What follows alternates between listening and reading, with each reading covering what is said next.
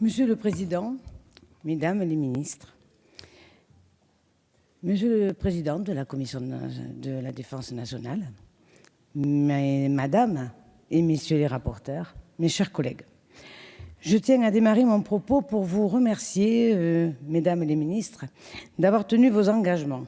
En effet, le groupe Mouvement démocrate et apparenté salue la transcription dans ce budget des engagements pris dans la loi de programmation militaire votée cette année. 1,7 milliard d'euros supplémentaires pour nos armées, c'est un effort important. Notre groupe espère maintenant que celui-ci irriguera nos forces jusqu'au plus près de nos militaires et personnels civils. Sur la mission Anciens combattants, mémoire et lien avec la nation, je tiens ici à remercier Madame la ministre, chère Geneviève, et notre collègue Philippe Michel Klesbauer, rapporteur pour avis, pour leur action sur l'année écoulée, qui a permis d'élargir l'octroi de la carte du combattant aux soldats déployés en Algérie entre 1962 et 1964 et la mise en œuvre du plan d'action en faveur des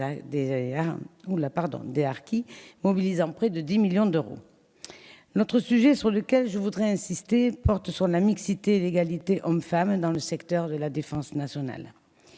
L'engagement de la LPM apporte du nouveau dans ce domaine, que ce soit avec l'activation du plan famille, 57 millions d'euros en 2019, ou avec l'acte 2 de la mixité, dont le lancement est prévu au printemps prochain. Certes, nos armées obtiennent un des meilleurs taux de féminisation au monde et nous notons avec satisfaction dans ce PLF une série d'efforts en faveur de l'égalité professionnelle et de la lutte contre les discriminations. Mais nous avons encore des progrès à accomplir. Je sais, Madame la ministre des Armées, que ce sujet vous tient particulièrement à cœur. Permettez-moi de profiter de cet instant pour saluer votre présence au sein de ce gouvernement, un poste régalien, historiquement dominé par les hommes, aux côtés d'une autre femme au secrétariat d'État, Geneviève Darrieussecq. La Ve République a connu 24 ministres de la Défense. 3 femmes seulement, dont vous, ont été appelées à cette responsabilité. Le monde change, enfin, mais il ne change pas tout seul. Le groupe Modem et Apparenté sera toujours à vos côtés pour favoriser cette mutation des cultures en ayant bien conscience que l'effort doit être porté sur l'ensemble du corps social comme cela est entrepris.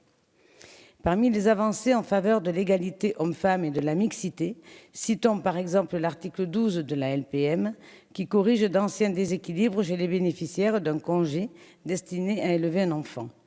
Mais il faudra aussi, Madame la ministre, qu'une grossesse ne soit plus culpabilisante, en ce sens que l'absence ponctuelle et légitime d'une future mère, non remplacée à son poste, soit de nature à pénaliser parfois l'organisation d'une équipe. Il nous faudra également agir et soutenir ces femmes motivées pour exercer les plus hautes responsabilités et nous intéresser au cas particulier de l'école de guerre où le taux de féminisation reste bas. Nous soulignons cependant que le ministère des Armées a défini un objectif ambitieux, celui de doubler, au fil de l'exécution de la LPM, la part des femmes chez les officiers généraux. Plus largement, dans la perspective du travail qui nous attend, engageons-nous à étudier les 18 recommandations du récent rapport d'information sur les femmes et les forces armées, rédigé par nos collègues Bérangère Couillard et Bénédicte Taurine, au nom de la délégation aux droits des femmes et à l'égalité des chances. Gageons par ailleurs que les prochaines conclusions de la mission d'information sur l'évaluation des dispositifs de lutte contre les discriminations au sein des forces armées, dirigée par nos collègues Bastien Lachaud et Christophe Lejeune, et à laquelle je participe, nous permettront d'échanger de nouveau sur ce thème.